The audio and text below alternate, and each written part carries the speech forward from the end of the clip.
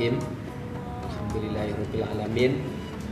Para pemirsa TV Aswaja, kaum muslimin dimanapun berada, para pejuang Sunni dan para Nahdien di Indonesia maupun di belahan dunia manapun. Alhamdulillah, pada sore hari ini kita bisa bertemu kembali dalam rangka talk show peradaban, yang dalam pertemuan kali ini kita mengambil tema tentang aswaja, aswajaku, aswajamu, aswaja kita. Mudah-mudahan kita bisa mengambil banyak ilmu, kita semakin paham tentang apa itu Ahlus Sunnah wal Jamaah yang selama ini menjadi tradisi dan budaya bagi masyarakat Islam di Indonesia. Tidak panjang lebar, alhamdulillah pada kesempatan ini sudah berkenan hadir di tengah kita semuanya narasumber yang dalam pikiran dan hatinya serta tindakannya itu sudah luar biasa untuk mengangkat panji-panji Ahlus Sunnah wal Jamaah. Dalam hal ini alhamdulillah telah hadir Bapak Kiai Haji Ujub Kunyubi MH. Beliau adalah Ketua Sekolah Tinggi Agama Islam Nahdlatul Ulama Jakarta. Selamat datang Pak Kiai. Assalamualaikum. Berikutnya yang kedua narasumber kita adalah Bapak Haji Muntiarso. Beliau adalah Ketua Pengurus Pusat Al-Khidmah, sebuah organisasi yang banyak bergerak di bidang amalia Al-Khidmah, majelis zikir yang sudah cabangnya tidak hanya di tingkat nasional tapi juga sudah tingkat internasional. Selamat datang kepada Pak Haji Muntiarso. Assalamualaikum warahmatullahi wabarakatuh. Waalaikumsalam warahmatullahi wabarakatuh. Kaum muslimin rahimakumullah, para nahdien dan para pejuang Sunni dimanapun berada, agar kita memahami aswaja lebih mendalam, akan lebih baiknya mari kita dengarkan dialog pada sore hari ini dengan tema besar adalah aswajaku, aswajamu, dan aswaja kita. Untuk pertama, Pak Kiai Mujib, mungkin kita bisa diberikan penjelasan singkat terkait bagaimana sih sesungguhnya perkembangan Ahlus Sunnah wal Jamaah yang banyak orang menyebutnya dengan singkatan aswaja. Kami persilakan Pak Kiai. Baik. Assalamualaikum warahmatullahi wabarakatuh. Bismillah, alhamdulillah alladzi ahyal islam bi'ulumil ulama wa ahyal ummata bida'atul ulama. Wassalatu wassalamu ala Rasulillah sayyidil rusuli wal anbiya wa ala alihi wa sahbihi al-atqiyah. Para pemirsa Nahdien Nahdiyat, muslimin muslimat dimanapun berada, menarik topik pada hari ini. Pada kali ini kita angkat soal sejarah sedikit Ahlus Sunnah wal Jamaah yang rata-rata kita di Indonesia menyingkat dengan aswaja. Ini singkatannya harus benar ya, aswaja bukan azwaja. Karena akan berbeda makna kalau aswaja dengan azwaja itu. Ahlus Sunnah wal Jamaah ini sesungguhnya sudah ada sejak zaman Nabi kita Muhammad SAW. Secara ringkas, Ahlus Sunnah wal Jamaah itu di dalam agama kita yang kita anut adalah definisi singkatnya ma ana alaihi wa ashabi. Apa-apa yang ada di dalam perilaku dan waktu pernah dilakukan oleh Nabi atau apapun yang keluar dari Nabi serta sahabat-sahabat Nabi bersama-sama, itu namanya Ahlus Sunnah wal Jamaah. Akan tetapi perkembangannya sampai sekarang orang banyak sekali menafsirkan Ahlus Sunnah wal Jamaah itu dengan varian-varian serta pertimbangan dan pemikiran sendiri-sendiri. Saya kira tidak terlalu jauh mulai dari Nabi, akan tetapi di Indonesia saja itu, bahkan juga di dunia itu memang mainstream yang dianut oleh umat Islam itu Ahlus Sunnah wal Jamaah. Saya kira sedikit yang di luar Ahlus Sunnah wal Jamaah itu. Oleh karenanya maka kemudian perkembangan Islam di Indonesia itu sangat menarik, karena apapun alirannya kemudian memakai dengan klaim Ahlus Sunnah wal Jamaah. Ini menarik gitu. Nah, di kita di NU ini apa yang sesungguhnya kita yakini? Saya kira kita ikut apa definisi yang pernah disampaikan oleh Pak Kiai Said Agil Sirot yang sekarang menjadi Ketua Pengurus Pusat Ulama. Ahlus Sunnah wal Jamaah itu ya pokoknya orang yang mau ikut Nabi dan mau bareng-bareng, mau bersama-sama gitu Mas Aris, tidak sendiri-sendiri dan tidak eksklusif tapi inklusif, terbuka. Itulah Ahlus Sunnah wal Jamaah. nanti akan ada beberapa tantangan, terutama yang secara definitif dan jelas-jelas itu apa yang kita sekarang istilahkan dengan tren nasional ini, saya kira harus kita lihat secara jeli bagaimanakah posisi Ahlussunnah wal Jamaah yang selama ini diyakini oleh umat Nahdiyin, oleh umat Islam Nusantara, oleh umat Indonesia yang selama ini sudah secara turun-temurun dilakukan amalinya oleh kita. Saya kira itu. Baik, Pak Kiai, kalau NU kemudian mengambil Ahlussunnah wal Jamaah sebagai sebuah pilihan bermadhab mungkin dalam pemahaman kami demikian, atau prakteknya demikian, kenapa NU mengambil Ahlussunnah wal Jamaah sebagai sebuah pilihan dalam pola pikir maupun pola tindak di dalam keorganisasian begitu? Kira-kira bisa dijelaskan Pak Kiai? Ya, saya kira memang yang sangat pas untuk pola berkehidupan kita itu adalah pola Ahlussunnah wal Jamaah. Suatu contoh misalnya di dalam soal bernegara, berpolitik misalnya, orang Ahlussunnah wal Jamaah itu tidak akan pernah mempertentangkan bagaimana posisi agama dan bagaimana posisi negara. Kita orang NU, orang Ahlussunnah wal Jamaah ikuti misalnya bagaimana apa yang disampaikan oleh Imam Ghazali di dalam kitabnya Ihya Ulumuddin itu, wal mulku wad dinu tau'ammani fad dinu aslun was sultanu harisun wa ma la aqallahu famahdumun wa ma la harisalahu fadha'iun. Jadi negara dan agama itu dalam konsep Ahlussunnah wal Jamaah adalah ibarat dua anak kembar, yang satu pokok, yang satu cabang. Sesuatu yang tidak ada pokoknya maka dia akan tersia-sia, dan sesuatu yang tidak ada cabangnya maka dia akan hancur. Jadi tidak harus dipertentangkan, agama ya agama dan kemudian negara ya negara.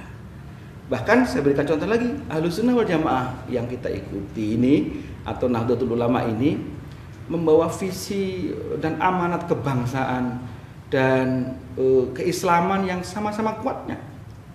Gitu.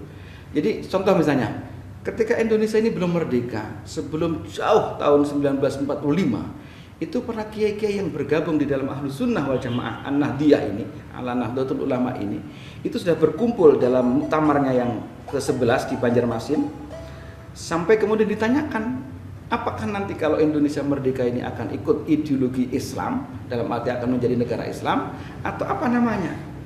Ternyata para kiai-kiai kita ini subhanallah punya wawasan dan visi nasionalisme dan kebangsaan begitu ke depan, melampaui waktunya, melampaui zamannya. Dan ini diambil bukan dari pikiran-pikiran modern, tetapi justru diambil dari kitab-kitab kuning. Apa dijawab oleh para muktamirin waktu itu? Diambil dari sebuah kitab kuning yang di pesantren diajarkan, namanya kitab Bughyatul Murtasyidin karangan As-Sayyid Abdurrahman Muhammad, halaman 310. Para ulama-ulama itu memutuskan mengutip dari isi kitab itu yang berbunyi, kullu mahallin qadara muslimun sakinun bi 'ala imtina' minal harabiyyin fi zaman minal azminati yasiru daro islamin.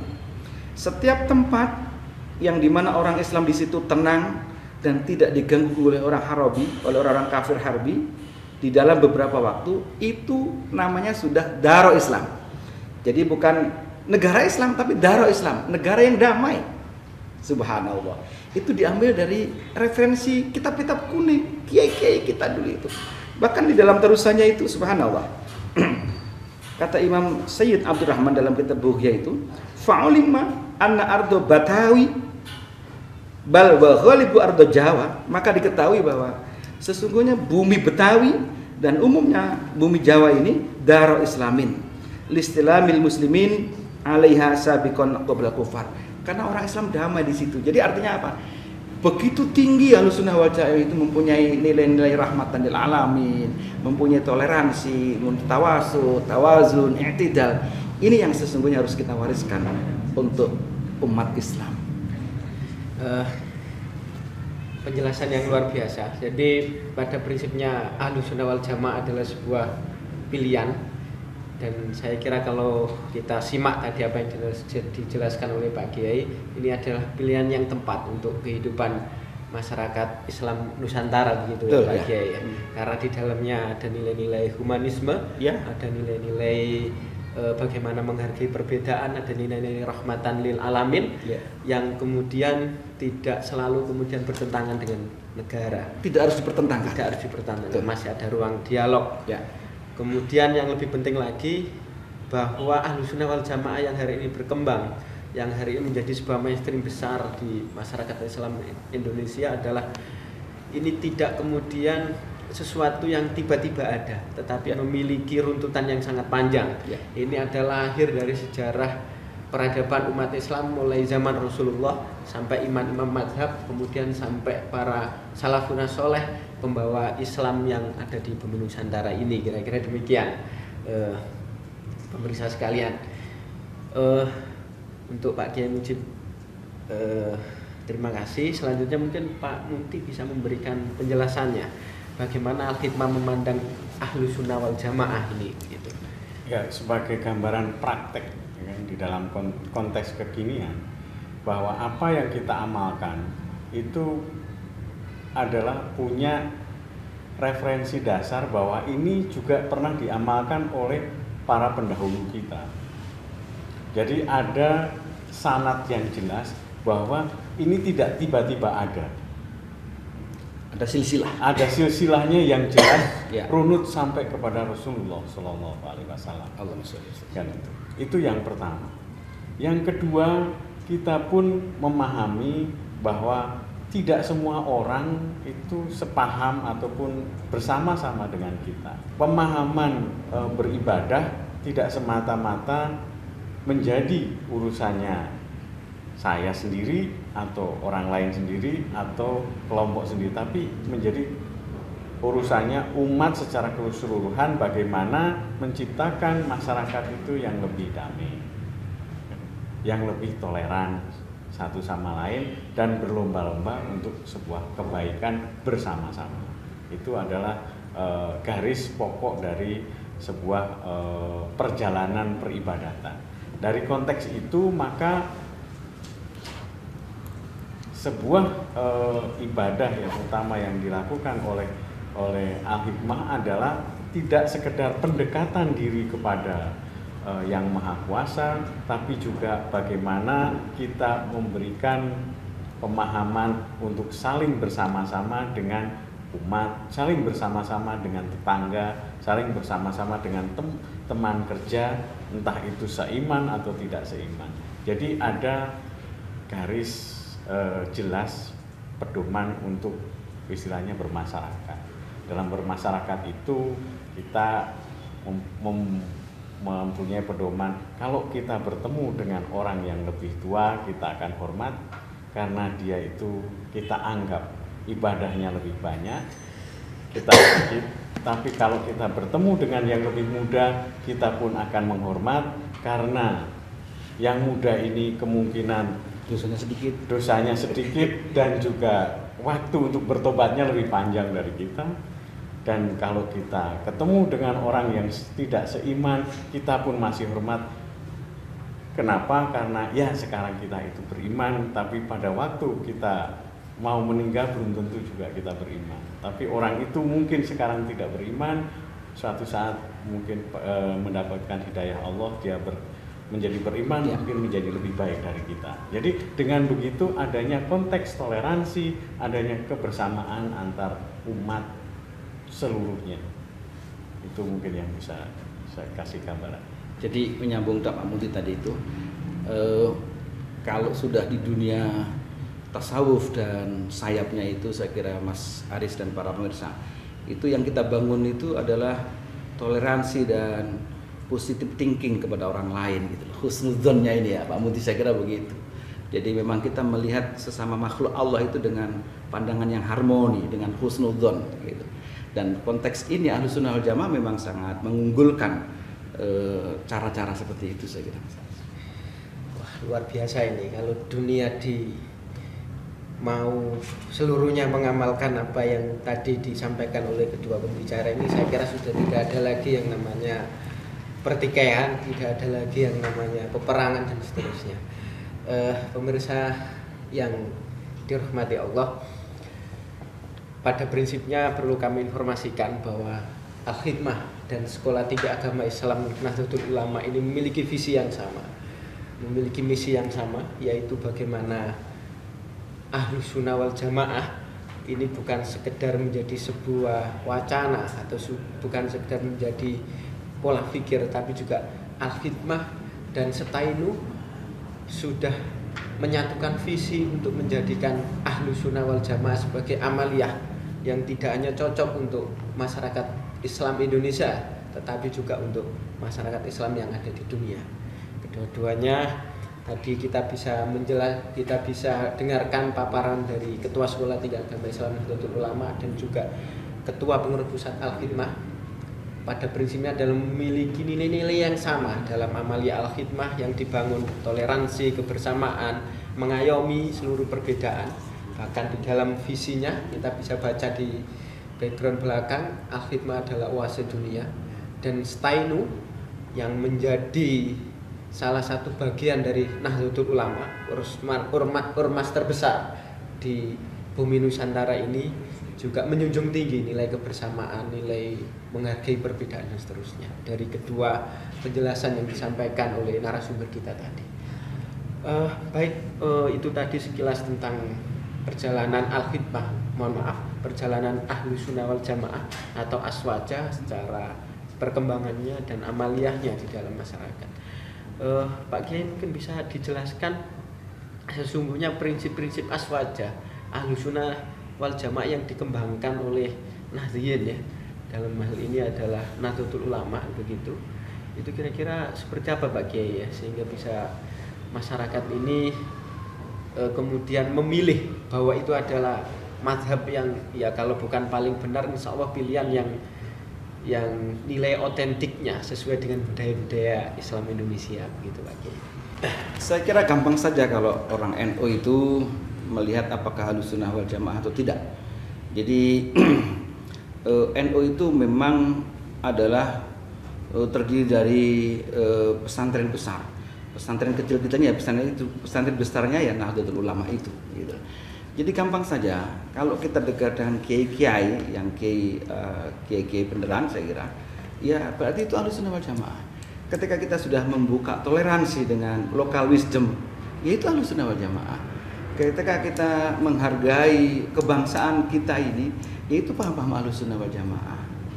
Walaupun sesungguhnya Mas Aris dan para pemirsa mempertahankan Ahlus Sunnah wal Jamaah di Indonesia ini subhanallah, apalagi periode sekarang ini yang tantangannya luar biasa, saya kira ini yang harus kita waspadai.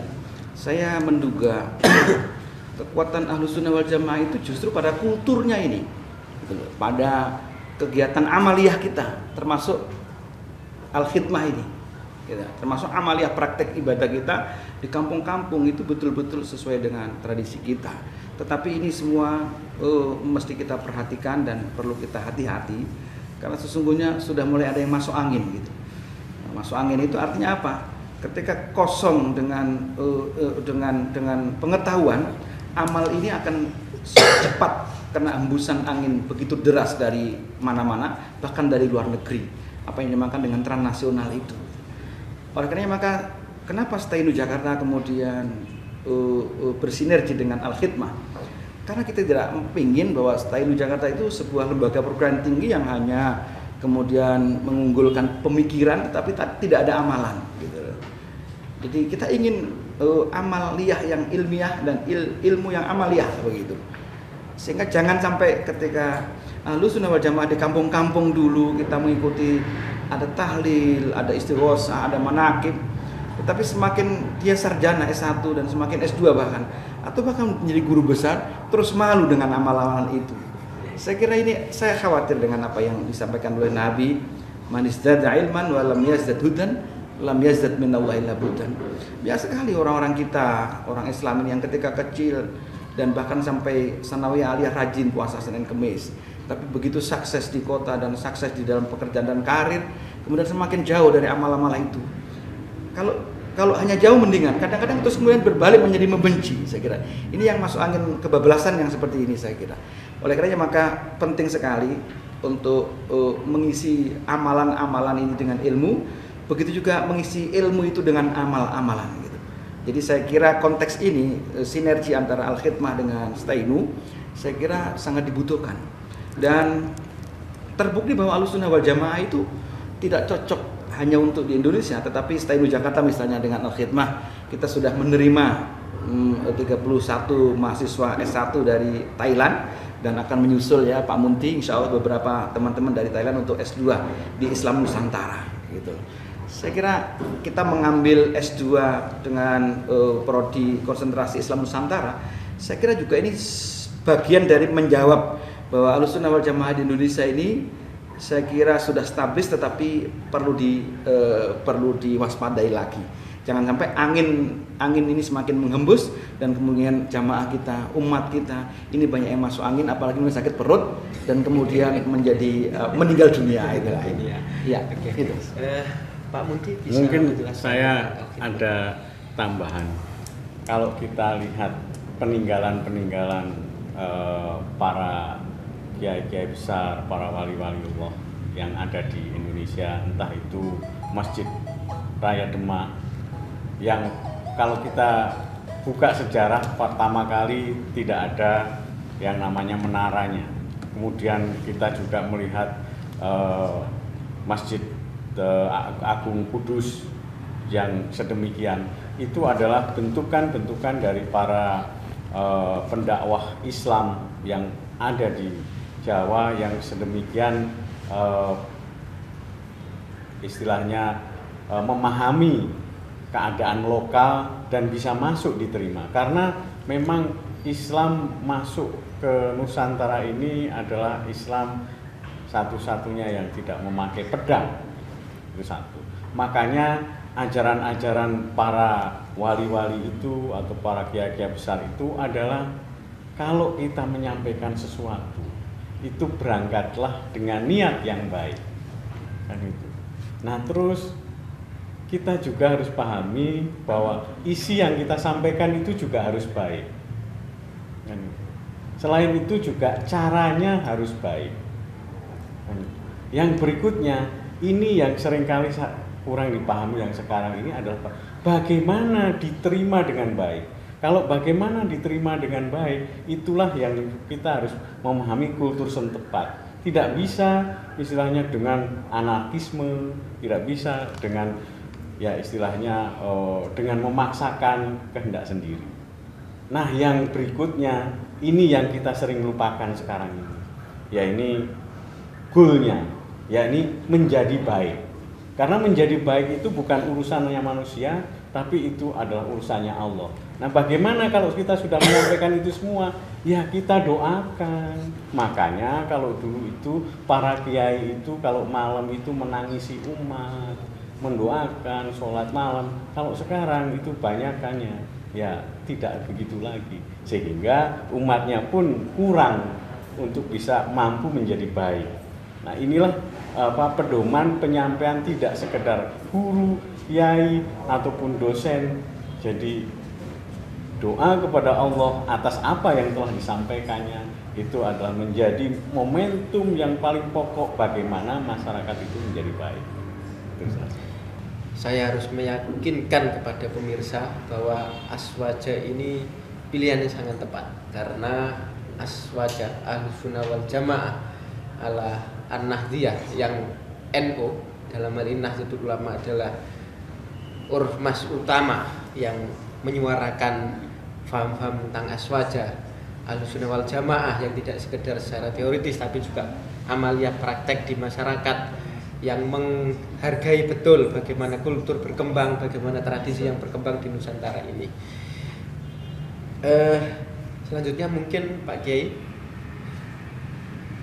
selama ini kan kita dengarkan bagaimana ideologi-ideologi di luar Aswaja, di luar Ahlussunnah wal Jamaah juga mereka berusaha begitu untuk mengambil peran bagian di dalam praktek amalia yang ada di Indonesia, praktek amalia agama, praktek amalia keislaman yang ada di Indonesia. Bahkan ada salah satu ideologi yang coba begitu menjadikan Islam, nilai-nilai Islam menjadi bagian dari konstitusi, menjadi bagian dari cara masyarakat Indonesia bernegara. Nah, saya kira itu kan sebuah tantangan tentunya buat Nahdlatul Ulama untuk bagaimana menyikapi himpitan, menyikapi sesuatu hal yang baru yang tadi tidak berangkat dari kultur budaya masyarakat Indonesia. Nah, untuk itu mohon kiranya bisa dijelaskan oleh Pak Kiai Mujib, Ketua Stainu Jakarta ini, bagaimana sih NU yang dalam hal ini yang menggawangi Ahlus Sunnah wal Jamaah menghadapi gempuran-gempuran transnasional, ideologi yang tidak berbasis kultur masyarakat Indonesia. Baik Mas Aris dan para pemirsa, itu yang saya bilang tadi bahwa ketika kita tidak membina umat kita dengan baik, dengan penuh seksama, maka bisa jadi akan masuk angin. Nah, salah satu angin yang akan masuk itu adalah ideologi dan paham-paham transnasional tadi itu. Paham transnasional itu pertama kali saya kalau nggak salah dipopulerkan oleh Ketua Umum PBNU Pak Kiai Haji Hashim Muzadi tahun 2007. Jadi Islam oleh transnasional itu tidak dijadikan sebagai jalan hidup, tetapi menjadi ideologi politik. Jadi menjadi pijakan, seakan-akan semua itu harus berpijak dengan Al-Quran dan hadis. Gitu. Padahal ini akan menghilangkan nation state, karena mereka itu punya keinginan untuk membangun khilafah Islamiyah. Mereka membangun sistem, ada sebuah sistem Islam mengglobal. Ini yang akan menggerus nanti. Ini yang saya bilang membahayakan bukan hanya umat Islam, akan tetapi juga bangsa Indonesia ini secara umum, secara keseluruhan gitu. Kenapa? Karena paham-paham transnasional ini nanti lambat laun ini juga tidak boleh lagi menurut mereka ada ideologi Pancasila, ada UUD 45, ada NKRI gitu. Karena yang ada khilafah Islamiyah gitu. Bisa disebutkan Pak Kiai mungkin yang paham-paham transnasional itu yang mana sih kira-kira? Iya, saya kira ini yang tidak terbit dari Indonesia ya, yang tidak muncul dari para kiai-kiai kita yang memang penuh dengan toleransi itu. Saya kira semua kita sudah mengerti. Misalnya ini tidak mengakar, tidak merumput, tidak mempunyai basis dan tidak menghargai local wisdom, dan bahkan beberapa caranya menurut saya cenderung memaksakan. Jadi kalau kita misalnya talk show di sini atau kita mensyiarkan Ahlus Sunnah wal Jamaah di Indonesia, itu tidak kemudian berarti kita itu menyerang, kita itu mempertahankan sesungguhnya. Jadi budaya-budaya yang sangat Islami menurut kita Ahlus Sunnah wal Jamaah itu memang budaya kultur kita di Indonesia yang kemudian Islamisasinya terjadi begitu kuat. Jadi tidak kemudian kita mengambil umat orang gitu. Tetapi kalau yang dikatakan oleh Mas Aris transnasional itu mengambil umat NU, umat Ahlus Sunnah wal Jamaah yang sudah ini sudah merasa terancam ini Pak Kiai ini. Saya kira bukan NU yang terancam ketika ini kita biarkan, tetapi sendi-sendi kebangsaan kita, sendi-sendi berpolitik kita itu juga mesti diwaspadai itu saya kira. Jadi ini bukan gawean yang punya tantangan itu NU, yang ditantang itu bukan NU saya kira gitu loh. Kita bisa bayangkan misalnya kalau ada ormas atau partai politik yang kemudian kemarin ini sekarang rame-rame kan. Ini ada RUU Ormas ini, ada yang menurut saya ormas atau sudah menjadi parpol sekarang itu tidak mau menerima Pancasila sebagai ideologi, tetapi menginginkan agar Islam menjadi ideologi dia. Lah ini kan menyedihkan. Sudah hidup di Indonesia, sudah makan di Indonesia, sudah diperjuangkan kemerdekaannya oleh para kiai-kiai kita, kemudian tidak mengaku Indonesia. Nah ini, lah Ahlus Sunnah wal Jamaah tidak begitu. Seperti yang saya katakan tadi itu, tidak harus dipertentangkan seperti itu. Nahdlatul Ulama, saya kira sebagai pendiri, saya tidak terlalu ketinggian kalau saya bilang bahwa kiai-kiai kita, ulama-ulama kita, itu penggerak kemerdekaan kita ini. Bagaimana resolusi Jihad 1, resolusi Jihad 2, 10 November yang kemarin kita peringati, itu tidak bisa lepas dari gerakan Kiai Hasyim Asy'ari, Kiai Wahab Hasbullah, itu ulama-ulama pendiri Nahdlatul Ulama. Kita tidak rela kalau negara ini, bangsa ini kemudian diobok-obok oleh ormas-ormas yang baru datang di Indonesia dan merasa mempunyai, dan kemudian menyingkirkan paham-paham ormas besar yang ada di Indonesia ini. Kita mempunyai paham tawazun, iktidal ini bukan ujuk-ujuk saya kira. Kalau tadi Mas Aris sempat minggung, saya lupa tadi menyampaikan. Nabi Musa itu ekstrim ajarannya Mas Aris. Nabi Musa itu Allah katakan di dalam Al-Qur'an itu wa a'udzubillahi minasyaitonir rajim wa id qala Musa ya qaumi innakum zalamtum anfusakum bittikhadzimul ijla fatubu ila barikum faqtulu anfusakum. Nabi Musa itu ketika umatnya berdosa kepada Allah dengan menyembah sapi sebagai sesembahan, sebagai berhala, begitu pulang maka disuruh tobat oleh Nabi Musa. Bingung bagaimana cara tobatnya, minta petunjuk kepada Allah. Apa cara tobatnya? Mereka disuruh membunuh dirinya. Itu ekstrim. Nabi Musa dengan umat Yahudinya itu ekstrim ajarannya. Begitu juga kalau ada najis, itu tidak cukup dibilas dengan 7 kali walaupun dengan debu, tapi harus diganti. Seandainya najis itu kena di baju, harus diganti dengan kain baru. Najis itu kena di masjidnya mereka, tempat ibadahnya, itu harus dicongkel diganti yang baru. Itu ekstrim. Begitu ekstrimnya Nabi Musa, maka kemudian minta kepada Allah agar digantikan ajaran yang moderat, ajaran yang ringan, yang tidak membawakan kepada umatnya. Allah yang Maha segala-galanya tidak mengganti ajaran baru, tetapi justru mengganti nabi baru dengan umatnya yang baru, yaitu Nabi Isa alaihissalam dengan umatnya, umat Nasrani. Tetapi ternyata dari yang sangat berat menjadi mudah 170 derajat, ini jomplang lagi. Dari Nabi Musa ke Nabi Isa, jomplang lagi dari yang sangat berat, kemudian mudah. Umat Nasrani itu mudah. Maka turunlah umat yang terakhir, nabi terakhir, umat yang moderat, nabinya juga nabi yang moderat, yaitu Nabi Muhammad, umatnya kita ini. Jadi kita ini meneruskan.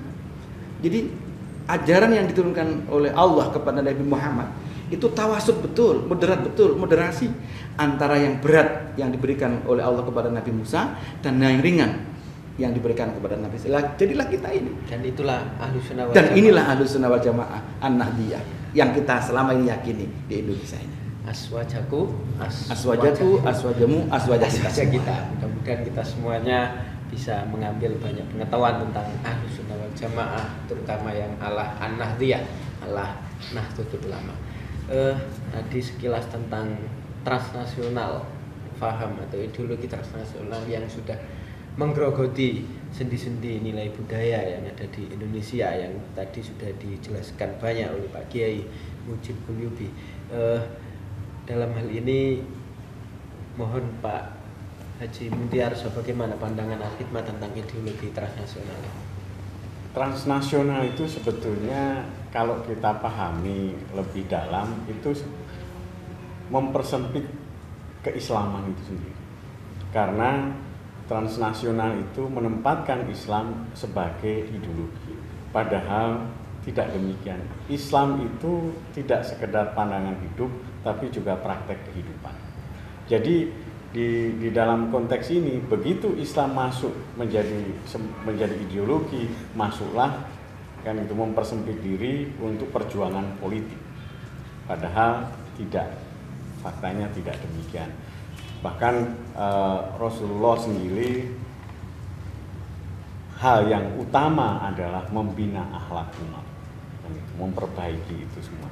Nah, konteks kita juga karena kita adalah garisnya tadi yang bahwa amalan semuanya itu silsilahnya jelas, yang dulu dilakukan sekarang kita lakukan, dan juga terutama para wali songo itu mengajarkan kan, akhlakul karimah, di mana itu ada pahamnya toleransi, pahamnya jenjang tentremnya umat, kan itu baik dimanapun. Inilah yang menjadi pokok ukuran kita, sehingga konsep transnasional Islam yang hanya dijadikan sebagai ukuran untuk perjuangan politik itu sebetulnya tidak ada dasarnya di bumi Nusantara ini.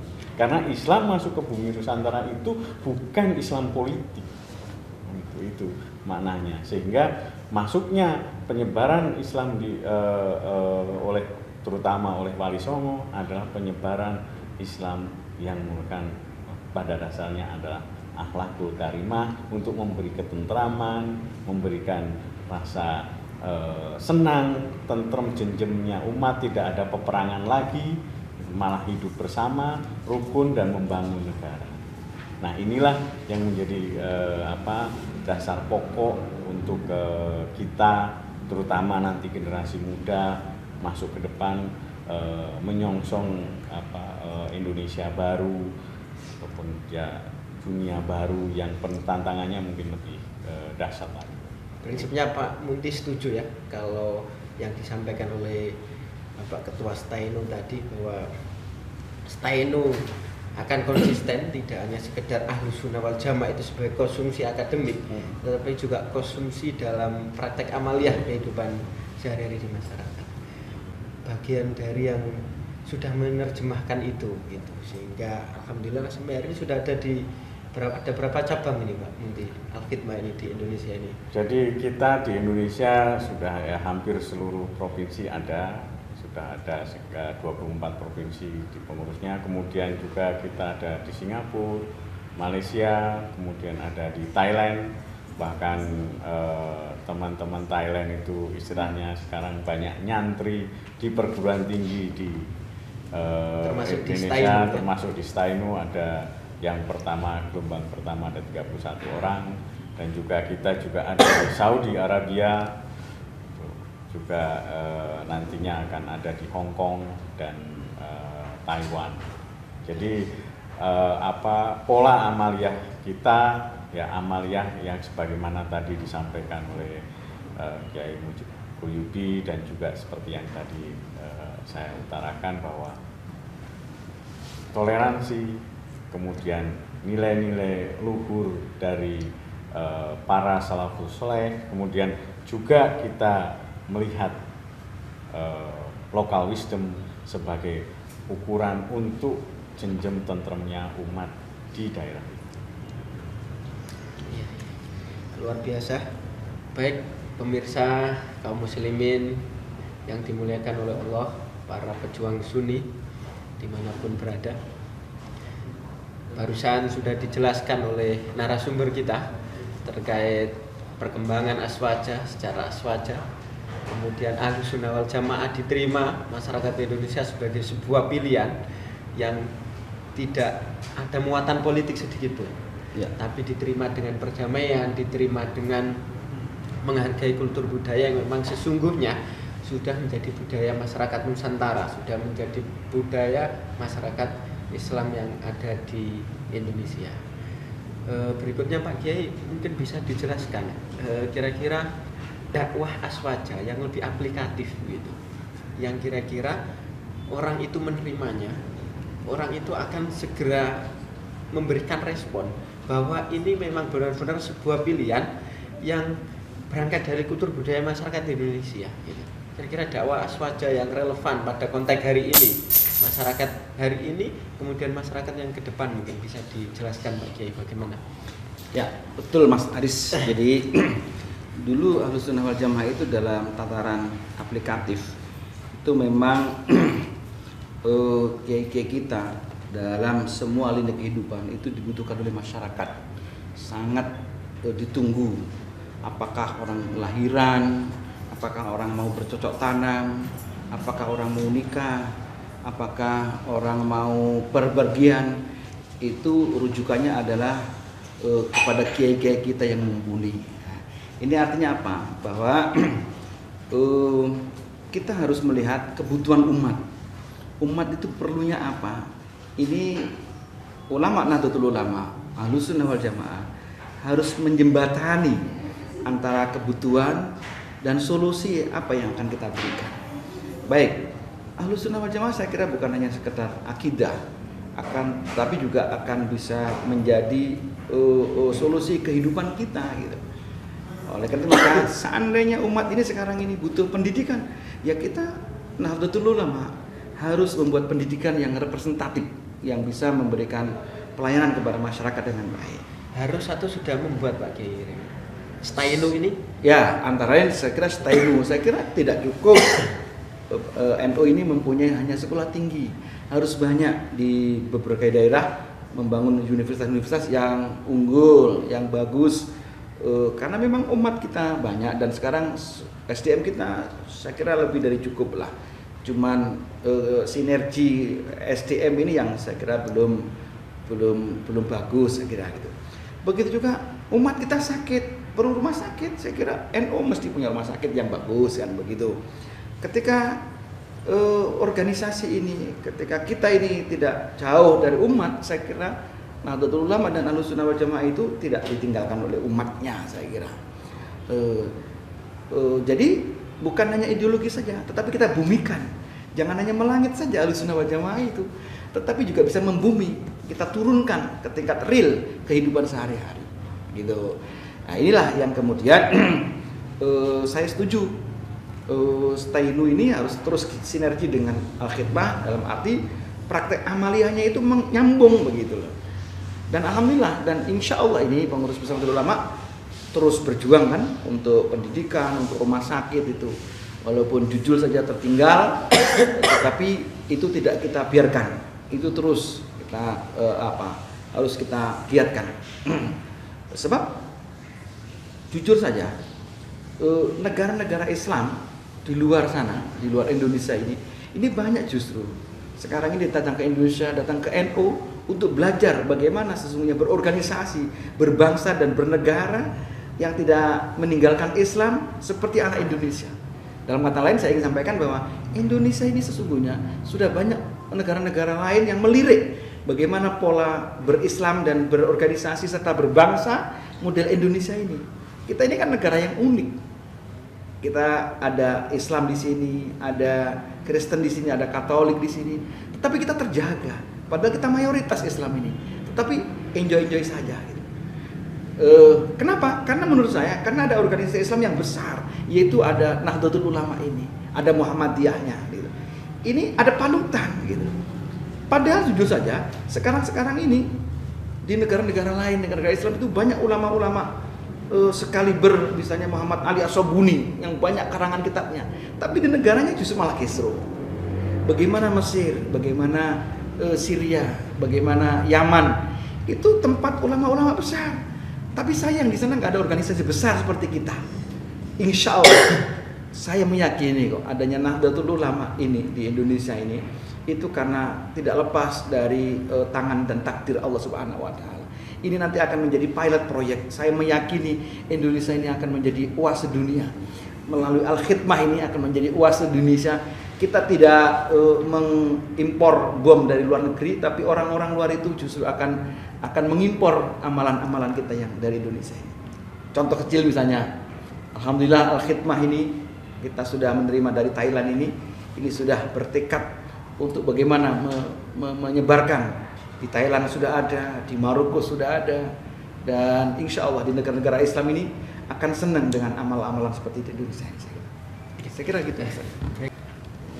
Pada prinsipnya Al-Khidmah sudah istilahnya meskipun tanpa tersurat, tanpa dijelaskan bahwa Al-Khidmah sudah menjalankan apa yang menjadi nilai-nilai dan prinsip Ahlussunnah wal Jamaah. Iya. Ya. Pak Muti mungkin ke depan bagaimana Al-Khidmah ini untuk bisa mempertahankan nilai-nilai Ahlussunnah wal Jamaah di bumi Nusantara yang kita cintai ini. Langkah sederhana sebetulnya di dalam konteks ini, coba kita merenung bersama-sama bahwa kita itu bagaimanapun punya orang tua, kan itu. Nah, ayo siapa lagi sih yang bisa mendoakan orang tua kecuali kita? Katanya kalau salah satu hal yang ditinggal yang paling baik itu adalah anak yang mendoakan. Mari kita sama-sama mendoakan orang tua kita. Kemudian ayo anak-anak kita ajak. Mudah-mudahan anak-anak kita ini dapat juga rahmatnya Allah. Akhirnya pada waktu kita nggak ada, kita pun didoakan. Demikian seterusnya sampai generasi yaumil qiyamah. Sehingga inilah rentetan amaliyah yang bisa kita lakukan. Kemudian kita juga sadar bahwa kita itu punya pemimpin, punya pahlawan. Pernahkah kita mendoakan itu? Tidak. Kebanyakan tidak. Kenapa tidak kita berkumpul bersama-sama melakukan doa, karena bagaimanapun adanya kita, bisanya kita begini, itu juga perjuangan para pemimpin. Entah itu pemimpin tingkat RW, tingkat sekolah tinggi, tingkat rektorat, gubernur, mereka punya jasa.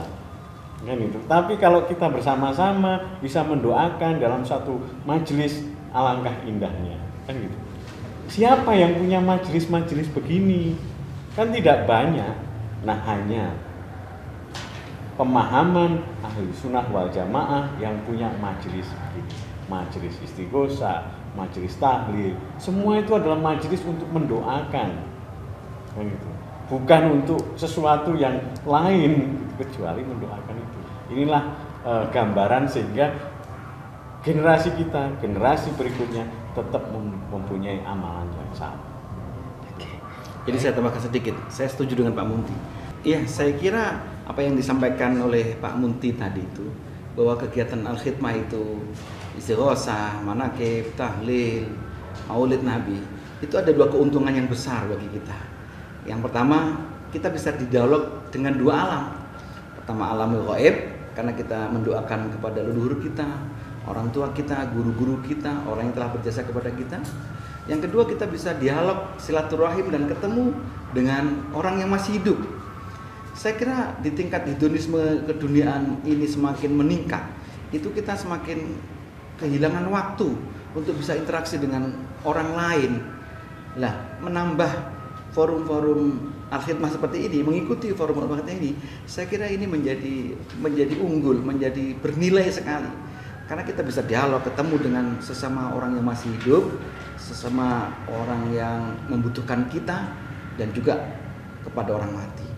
Saya kira ini yang harus dipertahankan, bukan hanya sampai cucu ke-7 kita, tapi insya Allah ini akan baqo ila yaumil qiyamah. Di bawah bimbingan Al-Khidmah, di bawah organisasi Nahdlatul Ulama, saya kira kita akan berislam ini di Indonesia yang kita cintai ini. Baik pemirsa TV Aswaja dan juga kaum muslimin serta para pejuang ahlu sunnah wal jamaah dimanapun berada, alhamdulillah kita telah ikuti bersama talkshow peradaban yang pada kesempatan ini mengulas tentang Islam ahlu sunnah wal jamaah, yang sudah hadir dan memberikan paparannya, memberikan penjelasannya tentang amaliyah serta konsep ahlu sunnah wal jamaah di bumi Nusantara ini, yaitu dari Ketua Sekolah Tinggi Agama Islam Nahdlatul Ulama, yang tentunya adalah representatif dari ormas terbesar di dunia, yaitu Nahdlatul Ulama. Dan alhamdulillah tadi juga sudah memberikan pemaparan yang luar biasa, sangat dalam, bagaimana amaliyah Al-Khidmah sesungguhnya bagian dari amaliyah Ahlussunnah wal Jamaah. Tadi sudah dijelaskan oleh Bapak Haji Mutiarso, beliau adalah Ketua Pengurus Pusat Al-Khidmah. Mudah-mudahan dari talkshow yang kita mengambil tema aswajaku, aswaja kita, dan aswajamu, kita bisa benar-benar memahami aswaja secara utuh. Benar-benar memahami aswaja adalah bagian dari warisan budaya Nusantara. Aswaja adalah Islam, mengajarkan ajaran Islam yang toleran, yang bisa menerima perbedaan, yang bisa mengayomi seluruh perbedaan, yang tidak hanya diayomi adalah umat Islam saja, tetapi juga umat-umat di luar Islam yang bisa hidup rukun, damai, dan seterusnya. Dan semua itu tentunya ingin berimbas kepada kejayaan bangsa yang kita cintai ini, kesejahteraan rakyat dan masyarakat Indonesia yang kita cintai ini. Untuk itu kita akhiri talkshow pada kesempatan hari ini. Mari kita tutup dengan membaca hamdalah bersama-sama. Alhamdulillah. Amin. Wallahu muwaffiq ila aqwamit thoriq. Assalamualaikum warahmatullahi wabarakatuh. Waalaikumsalam. النبي صلى